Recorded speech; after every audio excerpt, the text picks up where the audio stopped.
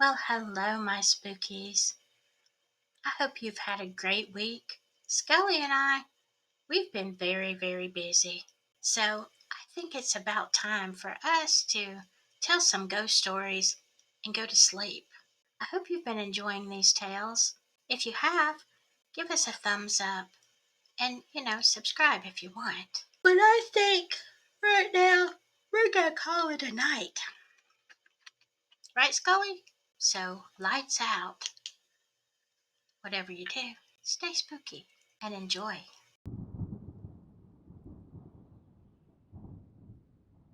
Story 1. I first noticed the anomalies in my photographs 3 months ago. I'm a photographer, not the Instagram kind, but the old school type who still develops films in a dark room. There's something about watching images emerge from nothing that digital can't replicate. It's like witnessing memories materialize. The anomalies were subtle at first: a strange light flare, a blurred figure at the edge of the frame when I'd been alone. I dismissed these as technical errors, light leaks, double exposures, the quirks of analog photography. Then I developed the role from the Harrington House. Now, Harrington House is a Victorian mansion converted into a museum, built in 1887 by shipping magnate Edward Harrington for his wife, Eliza. Local legend says Eliza died young, tuberculosis, and Edward never remarried. I'd been commissioned to photograph the house for a new brochure. A straightforward job: exterior shots, the grand staircase, the parlor, the master bedroom. I spent a quiet Tuesday morning there, alone, except for the creaking floorboards. When I developed the film that evening, everything looked normal until I got to the photographs of the master bedroom. In three consecutive shots, there was a woman sitting on the edge of the bed. She wore a high necked white dress, her dark hair pulled back in a popular style of the late 1800s. Her profile was clear: delicate features, a straight nose, full lips. I stared at the images, my heart racing. I had been alone in that room. I checked the negatives, thinking perhaps I'd mixed up the roles. But no, these were definitely from my shoot at Harrington House. I called the museum director the next morning. "Was there anyone else in the house during my shoot yesterday?" I asked, trying to keep my voice casual. "No, you were the only one scheduled," she said. "The house is closed to the public on Tuesdays. Why do you ask?" I hesitated. I think there might have been someone in the master bedroom, a woman in period dress. There was a long pause. "Mr. Calloway, I assure you, you were alone in the house except for our caretaker, and he was working in the garden all morning. But that night I dreamed of her. She was standing by a window, looking out at a garden. When she turned, her eyes met mine, and she smiled, a sad, knowing smile that made my chest ache with longing. "You found me," she said, her voice soft and melodic. "I've been waiting so long." I woke with tears on my face and her name on my lips, Eliza. But that was impossible. I'd never seen a photograph of Eliza Harrington. How could I dream of her face with such certainty? I returned to Harrington House the next day, claiming I needed additional shots. This time I headed straight for the master bedroom. As I was packing up to leave, I noticed a small door in the wall that I hadn't seen before. Curious, I tried the handle. It was unlocked. Beyond was a narrow staircase leading to an attic. I grabbed my camera and climbed the stairs. The attic was dusty and cluttered with old furniture. In the corner stood a large trunk. Something drew me to it, an intuition I couldn't explain. Inside there were stacks of letters, a few books, and at the bottom, wrapped in yellow tissue paper, a small portrait in an ornate silver frame. I carefully unwrapped it, and my breath caught. It was her, the woman from my photographs and from my dream, Eliza Harrington, looking directly at the camera with the same sad eyes I'd seen the night before. On the back was an inscription: My beloved Eliza, forever in my heart, E.H. I don't know how long I sat there staring at her face. It felt like reconnecting with someone I had known intimately but somehow forgotten. I was so absorbed that I didn't hear the footsteps until the director's voice broke the silence. Mr. Calloway, what are you doing up here? I startled. I'm sorry, I found the open door and this area is not open to the public, she said sharply, then noticed what I was holding. Where did you find that? I gestured to the trunk. In here. It's Eliza Harrington, isn't it? The director took the portrait from my hands. Yes, this is the only known photograph of her. We thought it was lost decades ago. She looked at me curiously. How did you know to look for it? I couldn't tell her about the apparition in my photographs or my dream. Just a photographer's curiosity, I said. She didn't seem convinced, but was too distracted by the discovery to press further. I asked to photograph the portrait before she took it away. As I handed it back, our fingers brushed and I felt a jolt, like static electricity, but stronger. After she left, I took one more photograph, just of the empty space where I'd found the trunk. That night, I developed the new film. The shots of the portrait came out perfectly, but the final photograph, the one of the empty attic space, that made my blood run cold. She was there, standing beside the trunk, looking directly into my camera. Not a vague shape or a blur, but Eliza herself, as solid and clear as if she were a living woman. And she was smiling. Not the sad smile from my dream, but something warmer, more intimate. I didn't sleep that night.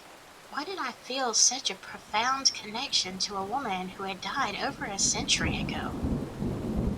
In the morning, I decided to research Eliza Harrington. The local historical society had limited information. Eliza married Edward Harrington in 1885. She died in 1890 at the age of 27. Cause of death, tuberculosis. I expanded my search to newspaper archives. I found a small article from 1889 about a fire at Harrington House. It mentioned that a visiting artist had been staying with the Harringtons and had helped extinguish the blaze. On a hunch, I searched for photographers active in the area during the late 1880s. One name caught my attention: James Calloway, who had a studio downtown from 1887 to 1891. Calloway, my last name. It could be a coincidence, but combined with everything else, it felt significant. I dug deeper and found that James Calloway had been commissioned by several wealthy families, including the Harringtons. I needed to see his work.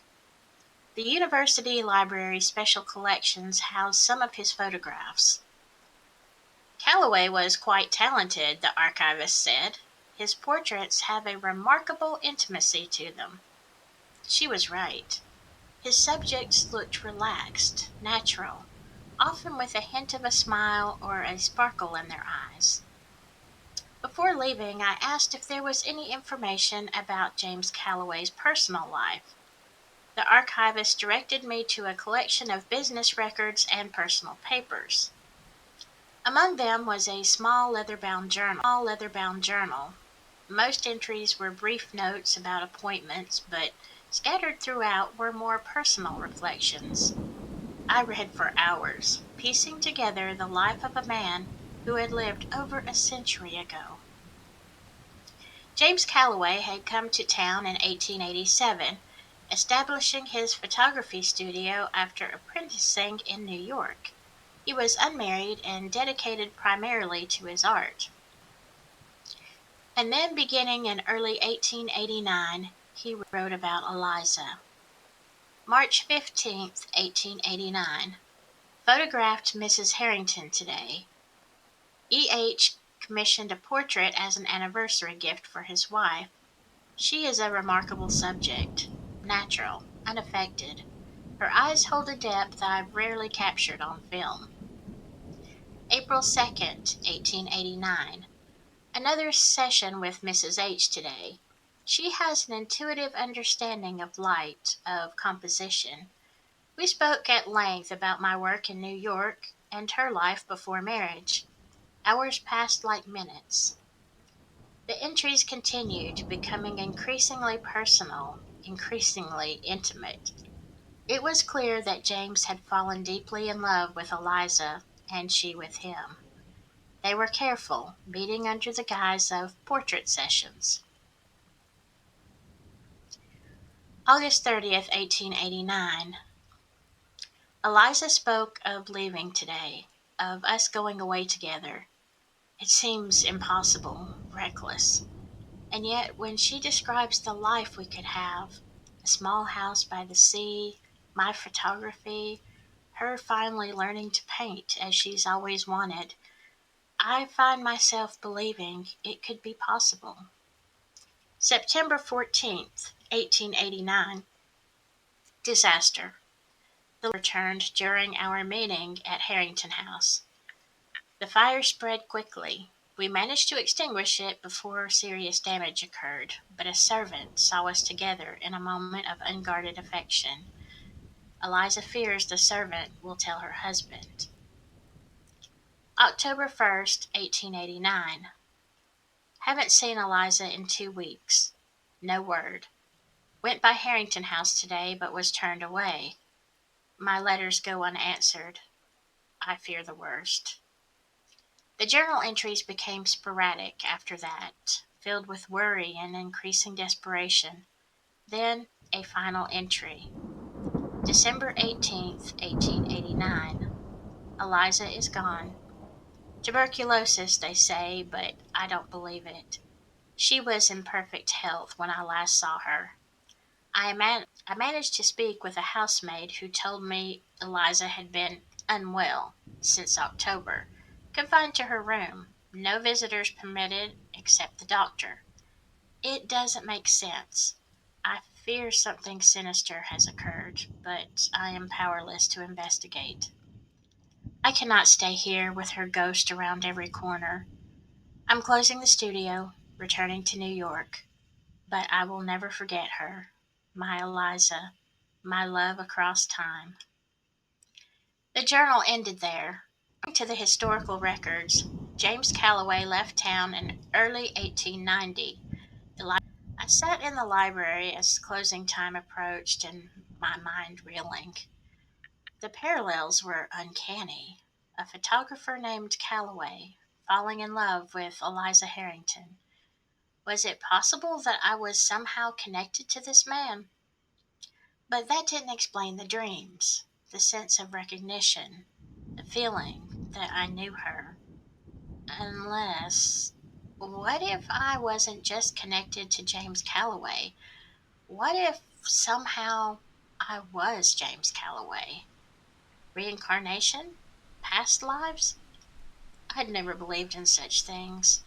But how else could I explain the immediate visceral connection I'd felt to a woman who had died over a century ago? That night I dreamed of Eliza again. We were in a photography studio, and she was laughing as I adjusted the camera. "You always want one more shot," she said, her eyes bright with affection. "I'm trying to capture perfection," I replied. "And have you?" she asked, suddenly serious.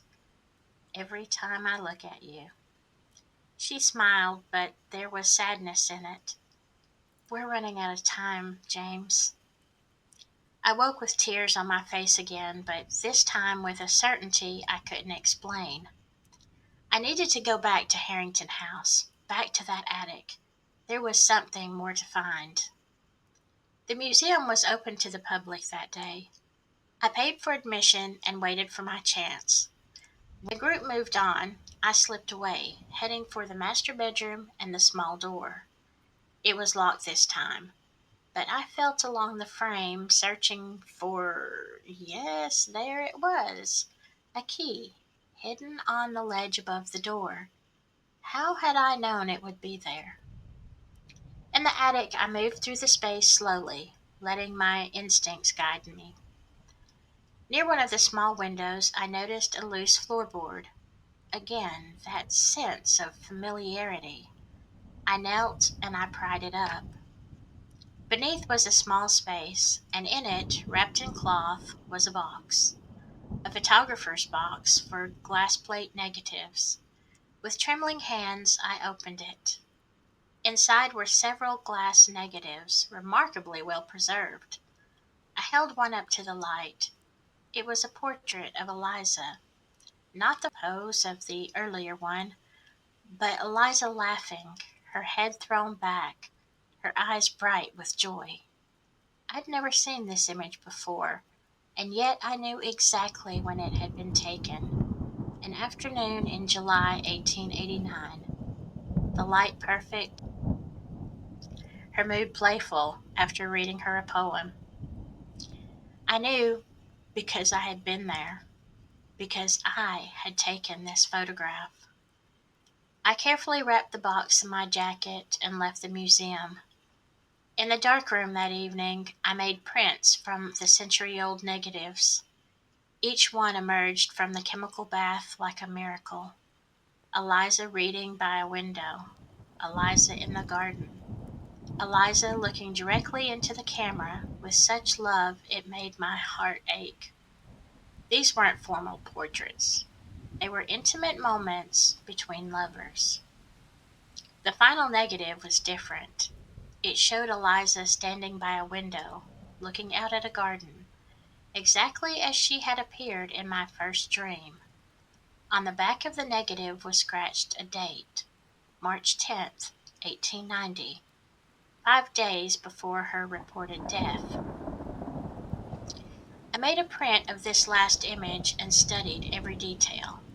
She looked expectant, hopeful, not like a woman in the final stages of tuberculosis. And then I noticed something I'd missed before. On the windowsill beside her was a small piece of paper. When I examined it with a magnifying glass, I could make out 2 words: tomorrow night. A plan, a meeting, an escape that never happened. What had gone wrong? Had Edward discovered their plan? Had he kept Eliza prisoner, as James had suspected, or had she truly fallen ill? I would never know for certain. All I had were these photographs, these that had ended in tragedy over a century ago. That night I dreamed of Eliza one last time. We were standing on a beach, waves crashing against the shore. She wore a simple dress, her hair loose in the wind, and she looked happy, free. "Is this where we would have gone," I asked, "if we had escaped together?" She nodded, taking my hand. Her touch felt real, warm. "In another life," she said, "in another time." "I'm sorry," I said, though I wasn't sure what I was apologizing. James's failure to save her, the century that had separated us, the love that had been thwarted. "Don't be," she said. "Love doesn't disappear. It transforms. It finds a way." She squeezed my hand. "You found me again, after all." I woke with the sun streaming through my window and the smell of salt air in my nostrils, though the ocean was hundreds of miles away. The dreams of Eliza never returned after that night. The anomalies in my photographs ceased. I still develop film in my dark room. I still watch images emerge from nothing. Sometimes, when the light is just right and the house is quiet, I imagine I can hear her laughter, feel her presence beside me. Is it memory? Imagination? The echo of a love that transcended death and time? I don't know. Some questions have no definitive answers, but I keep the photographs of Eliza in a special album, and sometimes late at night I take them out and whisper to her about my day, about the future we never had, and the past we might have shared. And in those moments, the boundary between then and now, between what was and what might have been, feels as thin and permeable as the paper on which her image is printed. Love doesn't disappear, it transforms, it finds a way. At least, that's what I choose to believe.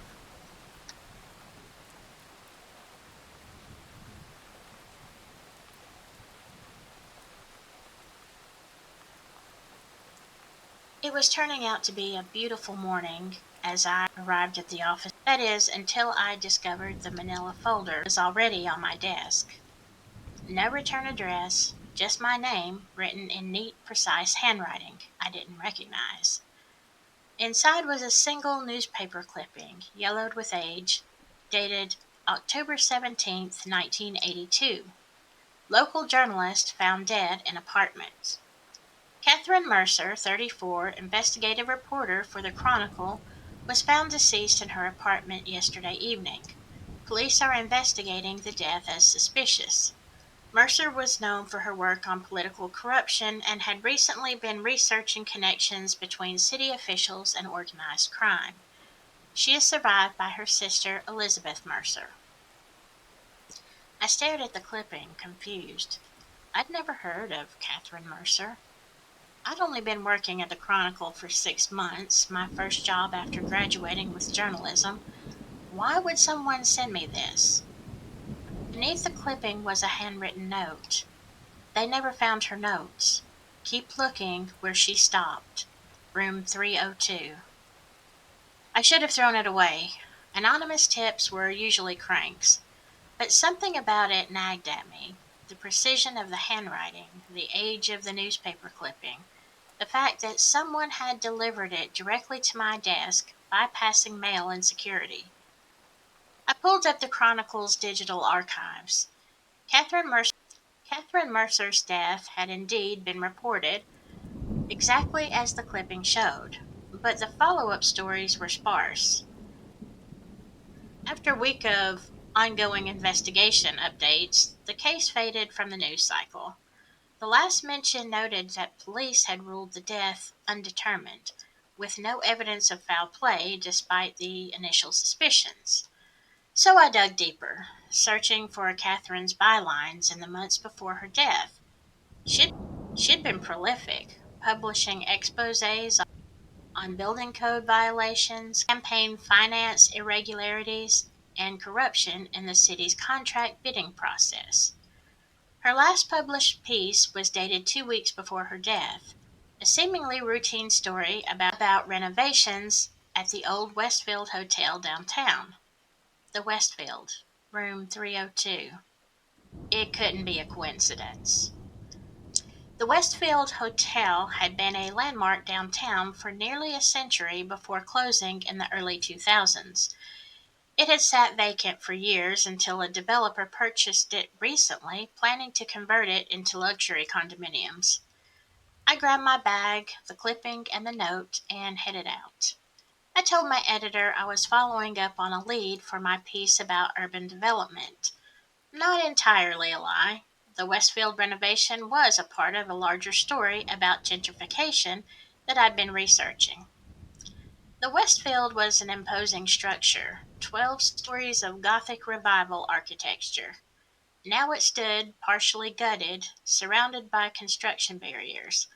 A large sign announced the future Westfield residences, luxury living in historic elegance. I approached the site supervisor, a harried looking man with a clipboard and a hard hat. Press, I said, showing my credentials. I'm doing a piece on the renovation. Any chance I could get a tour? He looked skeptical. We're not really set up for tours. It's an active construction site. I gave him my most winning smile. Just a quick look. The Westfield is such an important part of the city's history. Flattery worked. He sighed, handing me a hard hat, and led me through the barriers. The interior was a strange mix of faded grandeur and raw construction. The ornate lobby ceiling was intact, though dulled by decades of cigarette smoke and neglect. Crystal chandeliers hung shrouded in plastic. We're keeping as much of the original architecture as possible, the supervisor explained as we walked. The moldings, the chandeliers, the staircase, but everything else is getting a complete overhaul. I nodded, only half listening. What about the guest rooms? Are you keeping the original layout? Mostly. Some of the larger suites are being divided into two units. The numbered rooms on floors 3 through 8 are staying roughly the same size.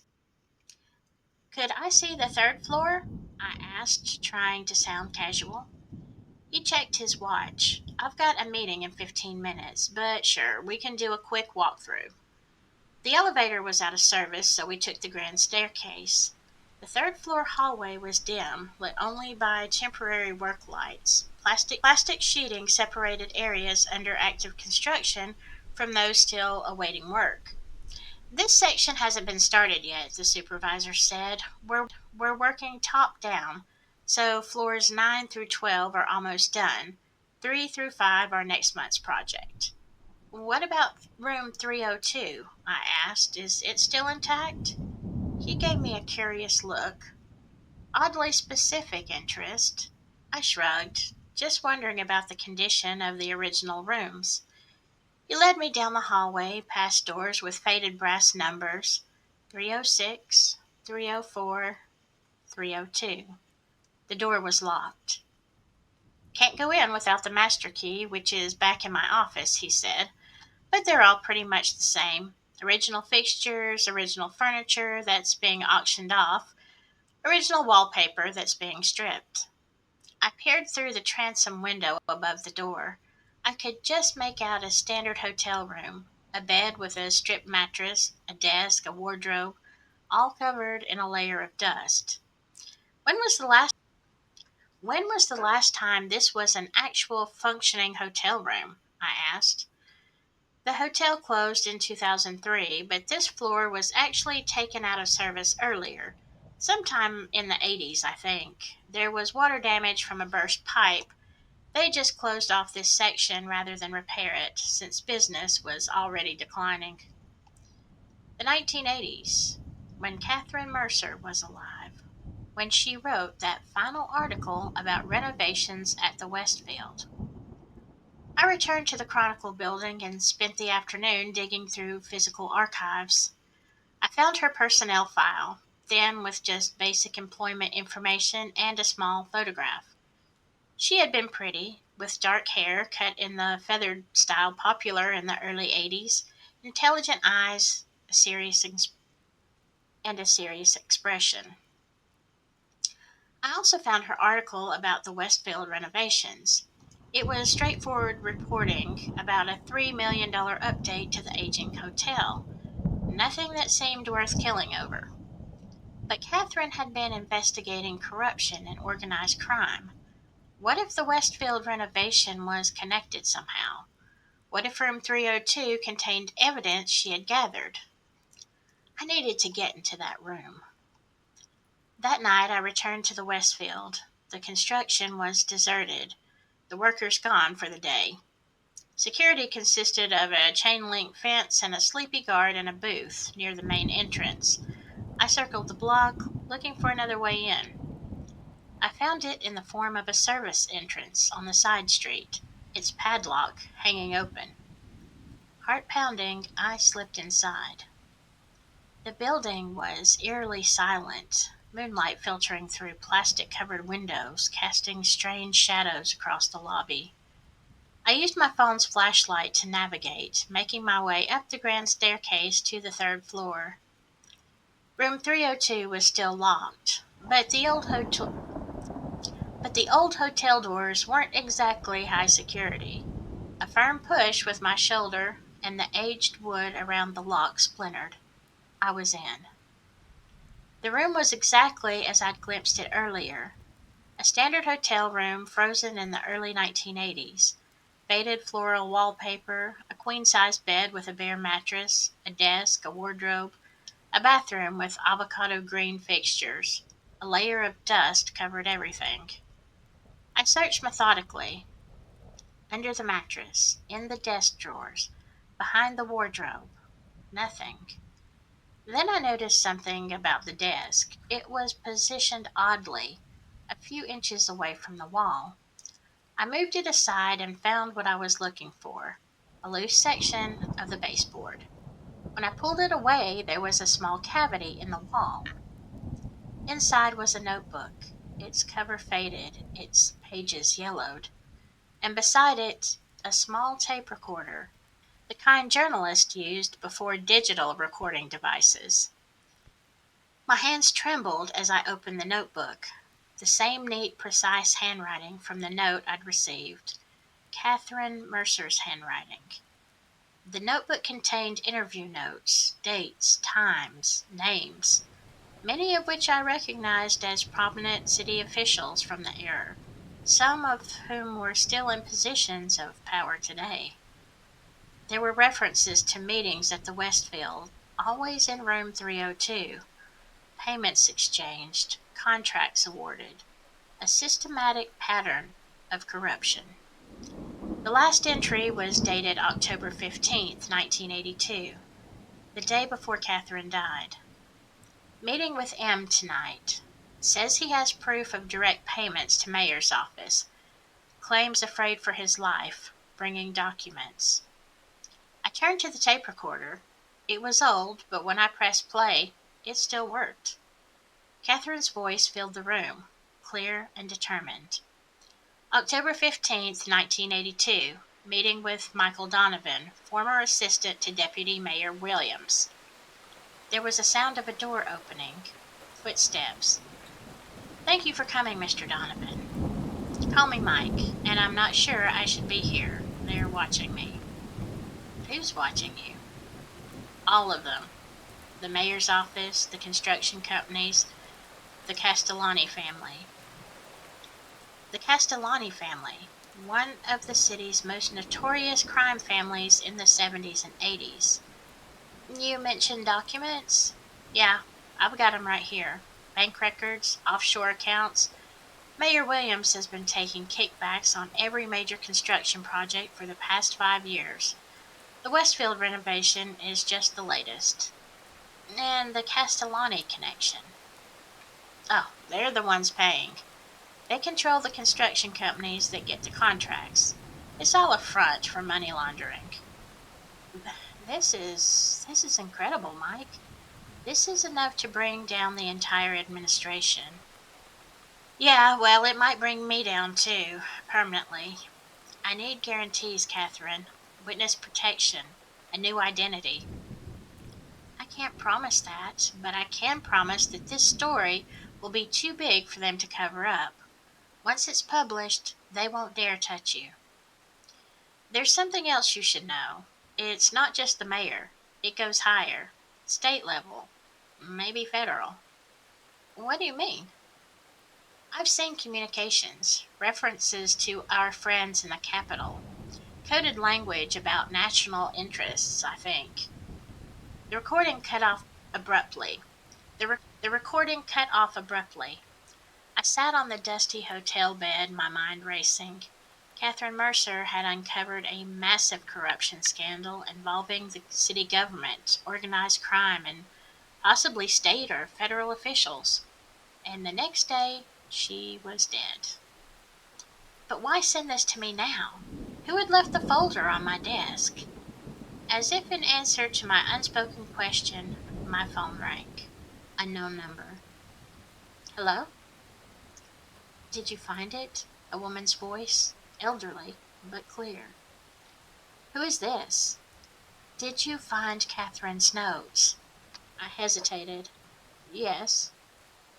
Good. I've waited a long time for someone to finish what she started. Who are you? Elizabeth Mercer, Catherine's sister. Why now? I asked, and why me? I'm dying, she said simply. Cancer. I've got maybe a month left. I couldn't go without trying one last time to get justice for Kathy. But why me specifically? You remind me of her, your articles, your persistence. The piece you did last month on the Housing Authority corruption. It was exactly the kind of thing Kathy would have written. I felt a chill. Someone had been watching my career, evaluating me. What do you expect me to do with this information? It's more than 40 years old. Look at the names in her notes. Look at who's still in power. The current mayor was a junior aide to Williams back then. The city council president was a Castellani lawyer. The corruption didn't end when Kathy died, it just evolved. She was right. Many of the names Catherine had documented were still fixtures in city politics, now in much higher positions. There's more, Elizabeth continued. After Kathy died, I tried to continue her investigation. I was a paralegal, not a journalist, but I knew how to research. I tracked property records, campaign contributions, voting patterns. The same network she uncovered is still operating, still controlling city contracts, still laundering money through construction projects. Like the Westfield renovation, I said, the pieces clicking into place. Exactly. The developer, Summit Properties, is owned by a holding company, which is ultimately controlled by the Castellani Family Trust. Miss Mercer, this is explosive, but I need more than 40-year-old notes and a tape recording. I need current evidence. Check the notebook again. There's a key taped to the back cover. I flipped to the back of the notebook. Sure enough, there was a small key taped there, which I had missed in my initial examination. What's it for? A storage unit, 1505 Riverside Drive, Unit 23. I've been collecting evidence for decades. It's all there. Financial records, photographs, recordings. Everything you need to finish Kathy's work. Why didn't you take this to the police? There was a bitter laugh on the other end of the line. The police? Half of them are on the payroll. The ones who aren't are too afraid to act. No, this has to come out publicly, all at once. Too big to bury. Just like Catherine had told Michael Donovan. Too big to cover up. I'll look into it, I promised, but I need to be careful. If what you're saying is true, these are dangerous people. They killed my sister, Elizabeth said, her voice hardening. They made it look like natural causes. A brain aneurysm, they said. But Kathy was healthy. She never had headaches, no symptoms. It was too convenient. We arranged to meet the next day at the storage unit. As I hung up, I noticed the time. Nearly midnight. I'd been in the hotel room for hours. I gathered Catherine's notebook and the tape recorder, preparing to leave. But as I approached the door, I heard footsteps in the hallway. Heavy, deliberate footsteps. I froze. The construction workers were gone for the day. The security guard was stationed at the main entrance. No one should be up here. The footsteps stopped outside room 302. I quickly turned off my phone's flashlight, plunging the room into darkness. There was a long pause, then the sound of the broken door being pushed open. A beam of light swept across the room. I had pressed myself into the corner beside the wardrobe, barely breathing. Someone's been here, a man's voice said quietly. The door's broken. Check the baseboard, another voice replied, by the desk. They knew about the hiding place? But how? The first man moved the desk aside, shining his light on the loose baseboard I had removed earlier. Empty, he reported. The second man replied, We're too late. Someone got to it first. Well, what do we do? Call the boss. Tell him we have a problem. The men left, their footsteps receding down the hallway. I waited several minutes before daring to move, my heart pounding so loudly I was sure it could be heard throughout the empty hotel. How had they known about Catherine's hiding place? How had they known someone would be looking for her notes tonight? I slipped out of the room and made my way cautiously back to the service entrance. The night was quiet, no sign of the men who had been in the hotel. I hurried to my car, constantly checking over my shoulder. As I drove, questions tumbled through my mind. Who were those men? How were they connected to Catherine's death and the corruption she had uncovered? And most troublingly, how had they known to check room 302 tonight, of all nights? There was only one explanation that made sense. Someone was watching me. Someone had seen me receive Elizabeth's package, had seen me research Catherine Mercer, had seen me visit the Westfield earlier that day. I didn't go home. Instead, I drove to a 24-hour diner on the outskirts of town, found a booth in the back, and ordered coffee. I needed to think.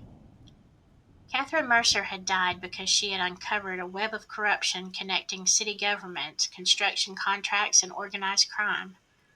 40 years later, that web apparently still existed, with many of the same players now in even more powerful positions.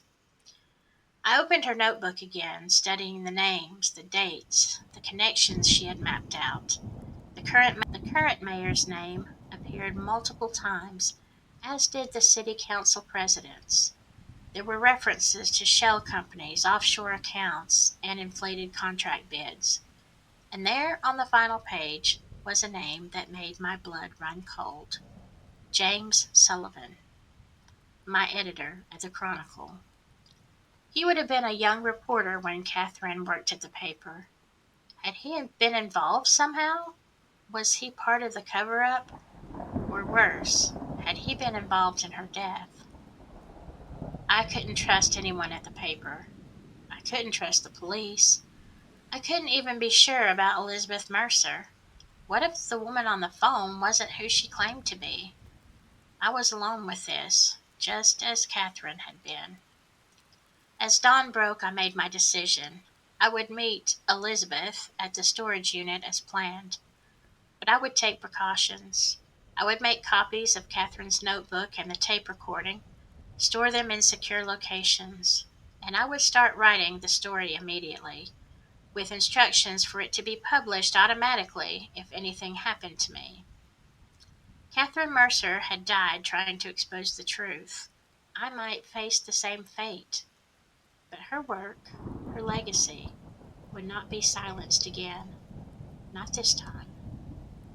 I left the diner as the morning shift workers were arriving, the notebook and tape recorder secure in my bag. Whatever happened next, Catherine's voice would finally be heard.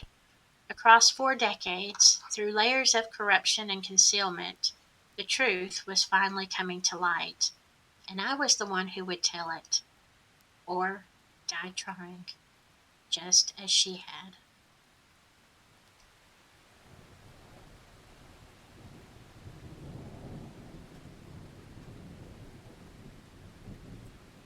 The photograph was faded, its edges worn and yellowed with age.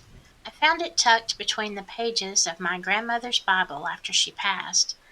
A man and woman standing in front of a weathered farmhouse, their expressions solemn but determined. On the back, written in careful script, Robert and Clara, 1932. I never knew my grandfather. He died before I was born, leaving my grandmother to raise my father alone. She rarely spoke of him, and when she did, her eyes would take on a faraway look, as if seeing something the rest of us couldn't. After her funeral, as I sorted through her modest belongings in the small apartment where she'd spent her final years, I found a wooden box beneath her bed. Inside were letters, dozens of them, all from my grandfather to my grandmother. dated from 1931 to 1937, the Great Depression years. I sat on the floor of her bedroom and began to read. October 12th, 1931. My dearest Clara, the bank foreclosed on the Miller farm yesterday, third one this month. John Miller's family has worked that land for 3 generations. Now they're heading west with whatever they could fit in their truck. Sarah Miller gave you that blue ceramic bowl you like so much. Said she couldn't take it with them. I keep telling myself it won't happen to us. The wheat's not doing well, but we've got the chickens and your vegetable garden. We can get by. We have to. I saw something strange today. Out by the old oak at the north corner of our property, a woman standing there, just looking at the house. When I called out, she didn't answer. I walked toward her, but by the time I reached the tree, she was gone. No footprints in the dust, nothing. Maybe the heat's getting to me. All my love, Robert. November 3rd, 1931. My dearest Clara, the dust is getting worse. It gets into everything, the food, the bedding, our lungs. Mrs. Abernathy's youngest died of dust pneumonia last week, just 6 years old. I helped dig the grave. I saw that woman again today, same spot by the oak tree. This time I got closer before she disappeared. She was wearing clothes I didn't recognize, not like anything the women around here wear, and she seemed to be watching me, not in a threatening way, more like she was curious or sad. I didn't tell you when you came in because I know you've got enough to worry about. But it's happened 3 times now, and I'm starting to wonder if I'm losing my mind. Is it the dust? The worry? Am I seeing ghosts now? All my love, Robert. December 18th, 1931. My dearest Clara, the bankman came today. Says we've got until March to make good on the loan or they'll take the farm. I didn't tell you at dinner. Couldn't bear to see your face when I said it. You've been so strong through all of this. Stronger than me. I'll find a way, Clara, I promise you. We won't lose our home. The woman by the oak tree. I spoke to her today. Asked her name. What she wanted. She just looked at me with the saddest eyes I've ever seen. Then she said something I couldn't make out. It sounded like she was talking through water. The only word I caught was time. Then she was gone again. I know how this sounds. I know you'll worry I'm not well. But I'm clear headed, Clara. This is real, whatever it is. All my love, Robert. January 5th, 1932.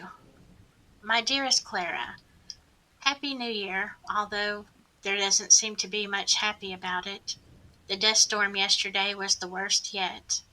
We lost 2 chickens that got caught outside when it hit. The sky turned black as night at midday. I've been thinking about what you said, about the woman I've been seeing.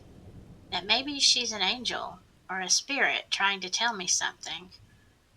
I'm not sure I believe in such things, but I can't explain her any other way. She appeared again this morning while I was chopping wood. This time she spoke clearly. She said, "It gets better."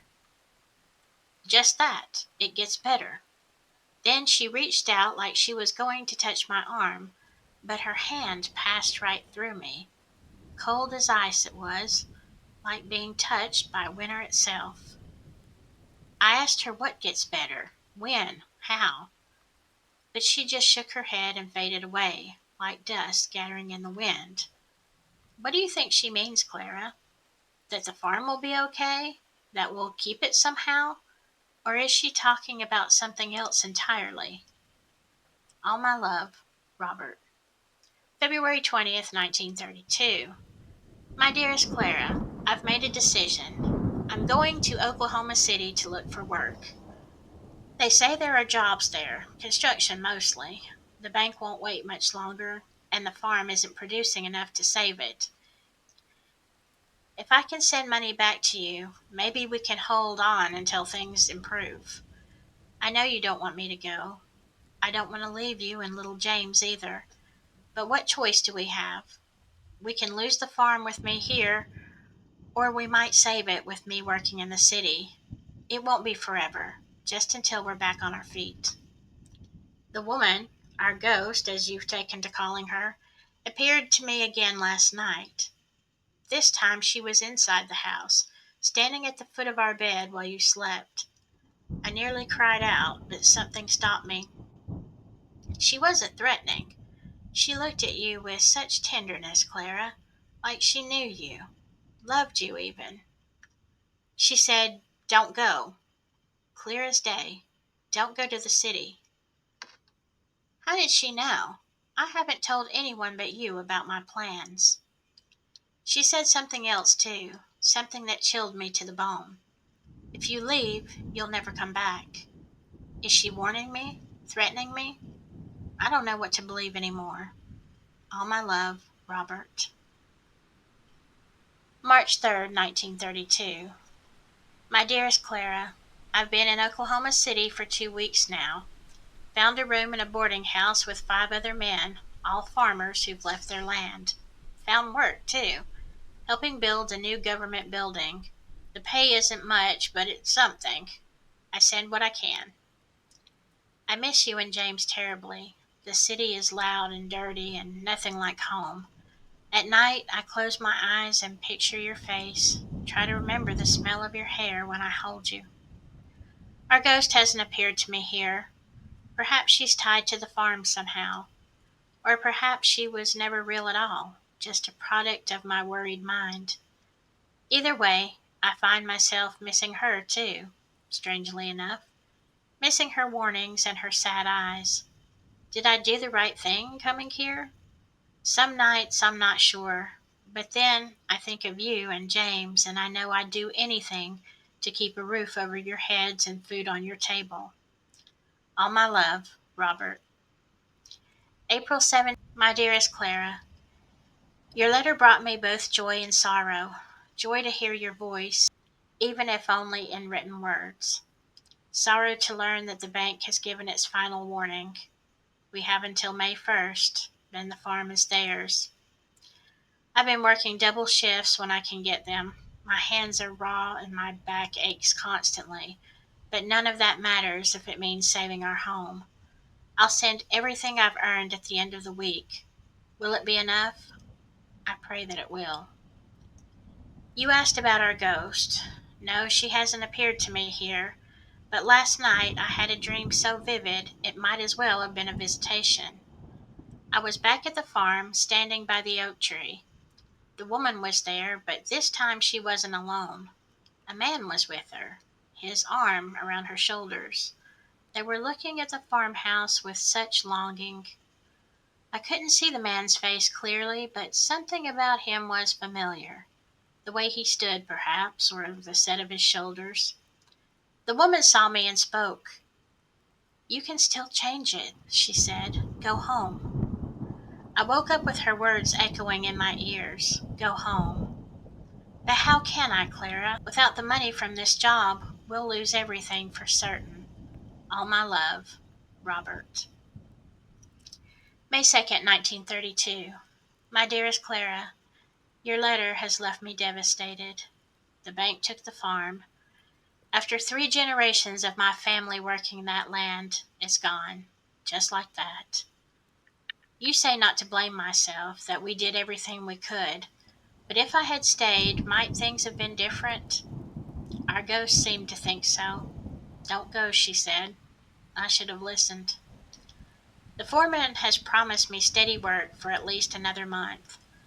I'll keep sending money. You and James stay with your sister for now, as you suggested. It's not ideal, I know, with her 5 children already crowding that small house, but it's temporary. I'll find us a place, Clara, I promise.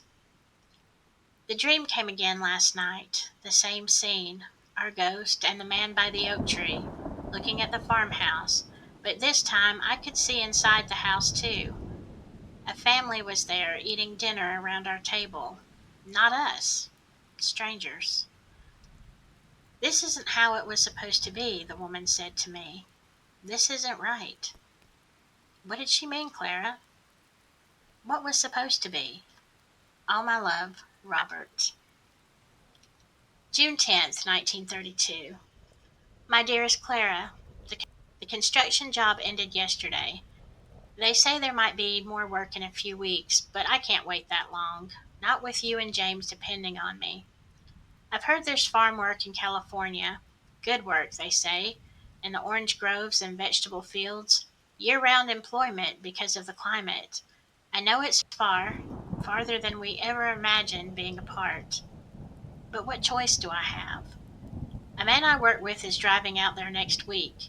He's offered me a ride if I chip in for gas. I've said yes. I had the dream again. Our ghost and the man were arguing this time. We have to try again, she was saying. We have to fix it. We can't keep doing this, the man replied. It never changes anything. It has to, she insisted. I won't accept that this is how it ends. Then they both looked at me, and I swear, Clara, the man's face, it was my face. Older, more weathered, but unmistakably mine. I woke up shaking. What does it mean? Am I seeing the future somehow?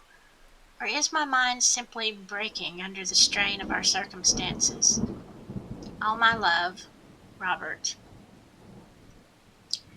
July 28th, 1932. My dearest Clara, California is not what they promised. The work is backbreaking, the pay even less than in Oklahoma City, and the locals hate us Okies. They call us dirty and lazy, saying we're taking their jobs as if we wanted to leave our homes, our land. But I've found steady work picking oranges. The foreman says I'm a hard worker. I've got calluses on top of calluses, and my skin has turned brown as leather from the sun. But I'm sending money, and that's what matters. Your last letter worried me. You say James has been sick, that the doctor isn't sure what's wrong. I should be there with you both. Every day away from you feels like a physical pain, a hollowness in my chest that nothing can fill. The dreams have changed. Now I see our ghost. The woman who looks like you but isn't you, standing in a hospital room. She's crying, holding the hand of a small boy in a bed. The man who looks like me is there too, his arm around her shoulders. We tried, he said to her. We tried everything. It's not enough, she replies. We have to go back further. Clara, I'm afraid. I don't understand these dreams, but they feel like warnings. Is James in danger? Should I come home? All my love, Robert. August 15th, 1932. My dearest Clara, I'm coming home. I don't care about the money anymore. James needs his father, and you need your husband. I'll find work somewhere closer to you and your sister's place. We'll figure it out together, as we should have from the start. The dreams have become more urgent. Last night our ghost spoke directly to me, not to the older version of myself that's always with her. August 17th, she said. The Santa Fe passenger train. Don't be on it. I had already bought my ticket for that very train when I had the dream. How could she have known? I've changed my ticket to the 18th. It cost extra, money we can't spare, but something tells me this is important. Call it superstition if you want, but these dreams, this woman who looks like you but isn't you, I can't ignore her warnings anymore. I'll be home soon, Clara. Hold on just a little longer. August 19th, 1932. My dearest Clara, I'm writing this from a hospital in Albuquerque. Don't worry, I'm not badly hurt, just a broken arm and some cuts and bruises. The Santa Fe passenger train, the one I was originally meant to be on, derailed outside of Flagstaff. 12 people died. It would have been 13 if I hadn't changed my ticket. She saved my life, Clara, our ghost. The woman from my dreams who looks like you but isn't you. Somehow, she knew what would happen. The doctors say I can travel in a few days. I'll be home by the end of the month. We'll start over, find a way forward together. I had another dream last night. Our ghost and her husband, the older version of me, were standing by the oak tree again, but this time they were smiling. We did it, she said. We changed it. One small piece, he cautioned. The rest is up to them. They both looked at me, and I swear, Clara, I finally recognized her. She's you, an older you, with silver in your hair and lines around your eyes, but unmistakably you. How is this possible? How can you be warning me from some future time? I don't know. I may never know, but I'm grateful. All my love, Robert. The letters continued, chronicling my grandparents' struggle through the Depression. They never got their farm back, but they survived. My grandfather found work as a mechanic in a small town near where my grandmother was staying with her sister. They rented a tiny house, had two more children, my father and his sister, and eventually, when the war came and the economy improved, bought a modest home of their own. My grandfather died in 1978, peacefully in his sleep. My grandmother lived another 30 years without him, but she always said he was still with her. As I finished reading the last letter, I noticed something tucked into the bottom of the box, a small leather-bound journal. My grandmother's diary, started the day after my grandfather died. I opened it with trembling hands. April 3rd, 1978. Robert is gone. My heart, my love, my partner of 47 years. The doctors say it was his heart. Quick and painless, they assured me. Small comfort. The children are being so kind, especially James. It's a miracle he's here at all. If Robert hadn't come back when he did in 32, he'd have been on that train that derailed. James might not have survived his illness. The doctors said it was a father's love that pulled him through. And now James has children of his own, and they have children. I keep thinking about those strange letters Robert wrote during our separation, the ones about the ghost who looked like me. He never spoke of her after he returned, and I never asked. Some things are better left unexamined. But now, with him gone, was it just stress and fear that made him see things, or was it something more? April 10th, 1978. I've made a decision, a crazy, impossible decision. Last night I dreamed of the old farm, the oak tree at the north corner of the property. In the dream I was standing there with Robert, not as he was at the end, but young again, strong and tall. We were looking at the farmhouse and I was crying. We have to try again, I told him. We have to fix it. We can't keep doing this, he replied. It never changes anything. It has to, I insisted. I won't accept that this is how it ends. When I woke up, I knew what I had to do. The farm. I have to go back to the farm. April 15th, 1978. I found it. After all these years, the old Pearson farm. New owners, of course. A young couple with a little boy. They were suspicious when I knocked on the door. An old woman they didn't know. But when I told them I'd lived there once, long ago, they softened. They let me walk the property. The house is different. Additions built on, new paint, new roof. But the oak tree is still there at the north corner. Bigger, older, but unmistakable. I stood under its branches and closed my eyes, tried to feel something, anything.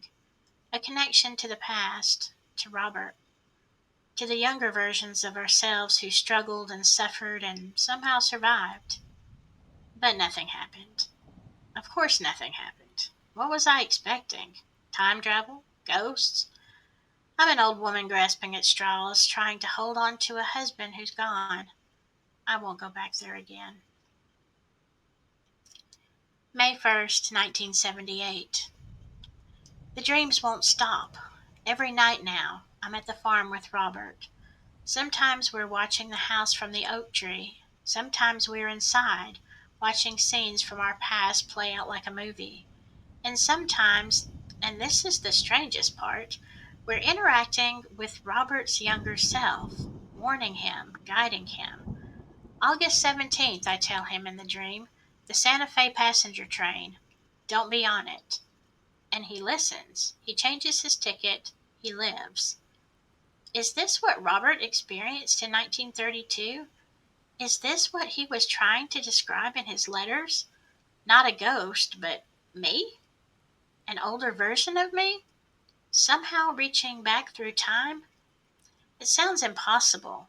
It is impossible. And yet, May 10th, 1978. I went back to the farm today. Didn't tell the children. They'd worry, think I'm not coping well with Robert's death. The young couple remembered me, invited me in for tea this time. Their little boy is the same age James was when he got so sick. 5. Dark hair, serious eyes. His name is Michael. As we talked, I felt a strange sensation, like the world was thin somehow, like if I pushed just right, I might break through to somewhere, to someone else. I asked if I could see the north bedroom, made up some story about how it used to be mine. The woman, Ellen her name is, showed me upstairs. It was James's room when we lived there. The room where he nearly died of dust pneumonia before Robert came home and somehow nursed him back to health. Standing there, the sensation grew stronger. A humming in my ears, a lightness in my body. For a moment, just a moment, I thought I saw Robert sitting by the bed, holding the hand of a small boy, our James. Then it was gone, and I was just an old woman standing in a stranger's house, tears streaming down my face. Ellen was kind, didn't ask questions, just led me back downstairs and poured more tea. Before I left, little Michael gave me a drawing he'd made, a house, a tree, and two people standing under it. That's you, he said, pointing to one of the figures, and that's your husband. I saw you both by the tree yesterday. Ellen apologized, said Michael has a very active imagination. But my hands were shaking as I took the drawing. How did he know about Robert? How did he see us by the tree? I'm going back tomorrow, and the day after, and the day after that, for as long as it takes. June 3rd, 1978. It happened. I still can't believe it happened, but it did. I've been visiting the farm every day for weeks now. Ellen and her husband David have gotten used to me. They think I'm a lonely old woman who finds comfort in her former home, and they're not entirely wrong. Today I was sitting under the oak tree, eyes closed, thinking about Robert, about the day he left for Oklahoma City, how different our lives might have been if he'd stayed. The humming started again, the lightness, and when I opened my eyes, the farm had changed. The additions to the house were gone. The new barn David had built was missing, and there was Robert, young and strong, chopping wood in the yard. I called out to him. He turned, saw me, and froze. The axe slipped from his hands. I walked toward him, my heart pounding. This wasn't a dream. It was too real, too detailed. The smell of fresh cut wood, the chickens pecking in the dirt nearby, the dust that rose with each step I took. "Who are you?" he asked when I reached him. I almost said my name, but something stopped me. Instinct, perhaps, or fear of changing too much. "It gets better. I said instead. The words came from nowhere, but they felt right. It gets better. I reached out to touch his arm, to reassure him, but my hand passed right through him, cold like touching winter itself. He asked, "What gets better? When? How?" But I couldn't answer. The humming was growing. The world started to fade around the edges. I shook my head, and then I was back, sitting under the oak tree in 1978, an old woman again. Ellen was calling my name, coming across the yard with a glass of lemonade. She hadn't seen anything unusual. For her, no time had passed. But I had done it. I had gone back. I had seen Robert. And now I understand.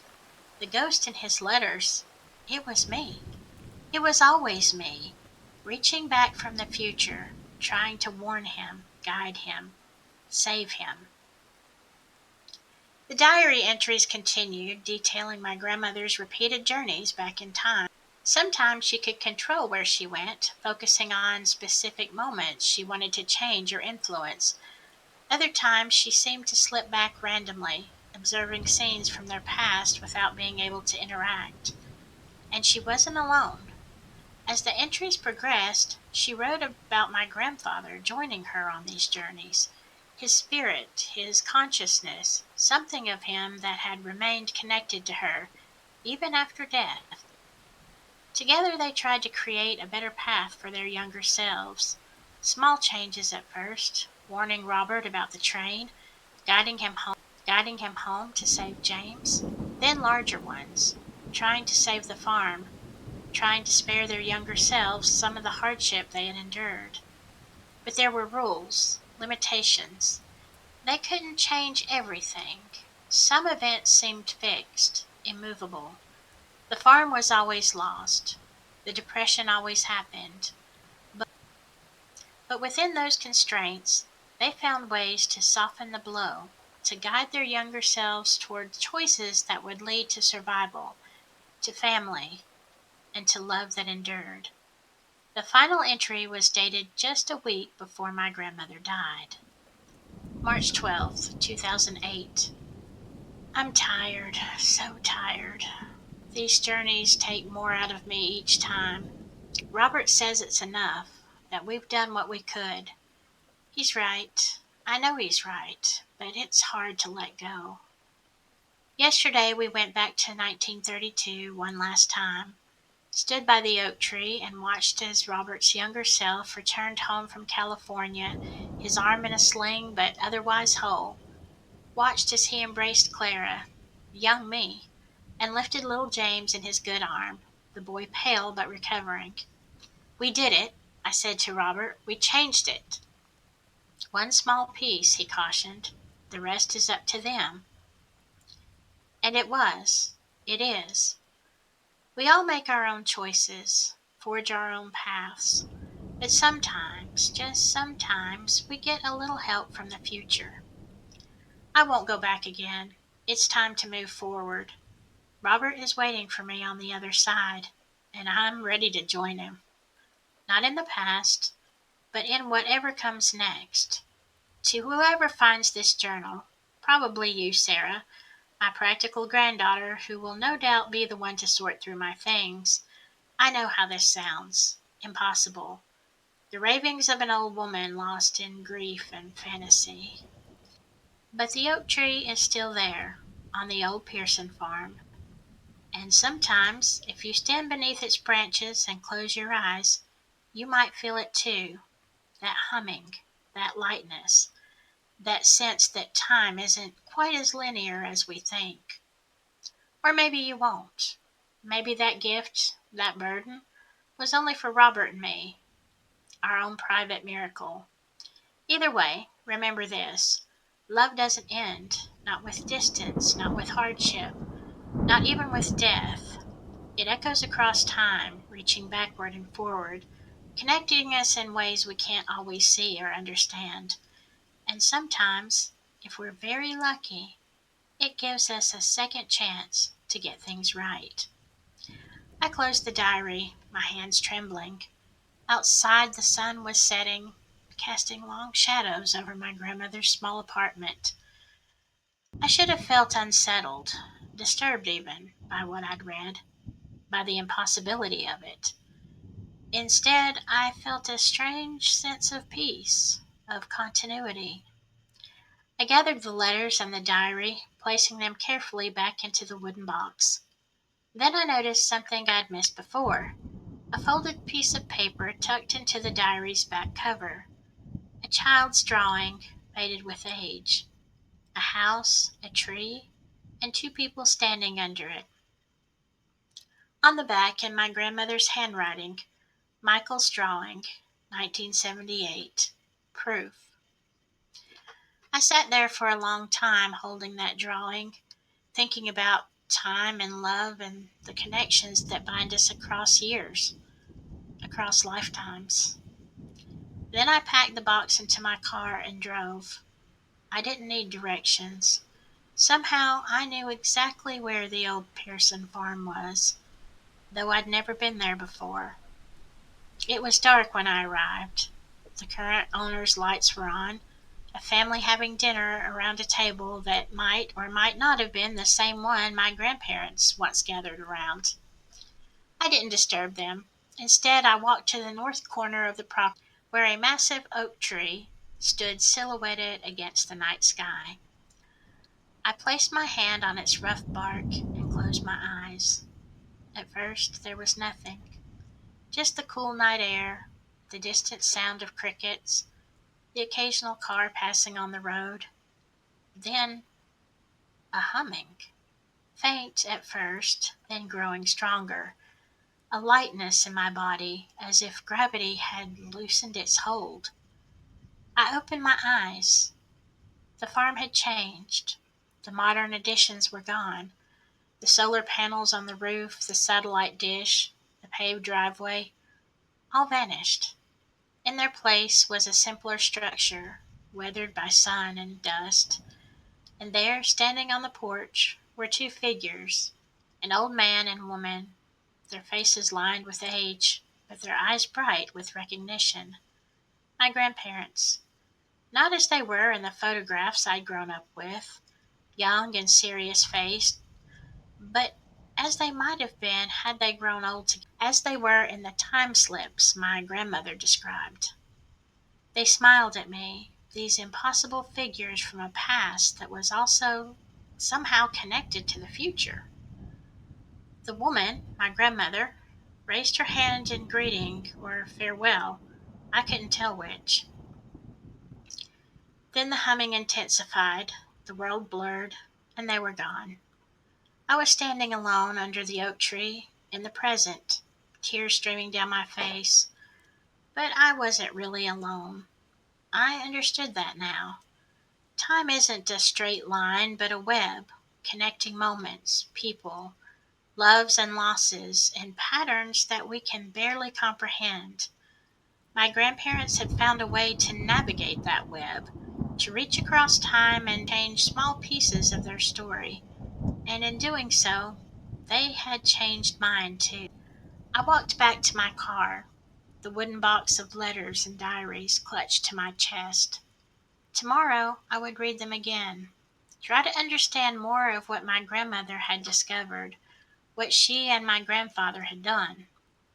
But for now, it was enough to know that they were still out there, somewhere in the complex tapestry of time, still together, still watching over the family, still reaching back, reaching forward, guided by a love that refused to be constrained by something as simple as death. As I drove away from the farm, I glanced in my rearview mirror. For just a moment, I thought I saw two figures standing under the oak tree watching me go. Then they faded into the darkness, leaving me to wonder which was the ghost story, their impossible journey through time, or our belief that love ever truly ends.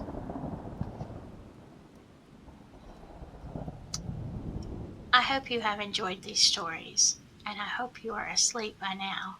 But if you are still awake, please give a like, subscribe, And whatever you do, stay spooky. Bye bye.